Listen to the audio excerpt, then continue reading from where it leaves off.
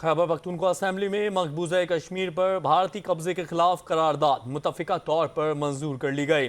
Deputy speaker Suraiya बीबी की ज़ेर सदारत खैबर पख्तूनख्वा असेंबली का इजलास हुआ, जिसमें 14 अरकान शरीक थे। वज़ीर कानून आफ्ताब आलम ने मकबूजा कश्मीर के अवाम से इज़हार यकजहती की करारदाद असेंबली में पेश की। करारदाद के मतन के मुताबिक हिंदुस्तान की जानिब से मकबूजा कश्मीर में इंसानी हुकूक की खिलाफ वर्जियाँ की जा रही हैं।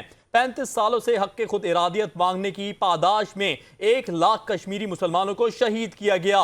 पेश की गई करारदाद में कहा गया कि आलमी बरादरी भारत की जानिब से इंसानी हुकूक की खिलाफ वर्जियों का नोटिस ले। हम मकबूजा कश्मीर के मुसलमानों के साथ खड़े हैं और हिंदुस्तान की जारहियत का मुकाबला करेंगे। ऐवान मकबूजा कश्मीर की मुसलमानों की जिद्दोजहद कुर्बानियों का सलाम पेश करते हैं। हिंदुस्तान की 9 लाख फौज की तैनाती और काले कवानीन के जरिए कश्मीरियों के कत्लेआम की मजम्मत की जाती है। करारदाद की मंजूरी के बाद KP असेंबली का इजलास कल 3 बजे तक मुलतवी कर दिया गया।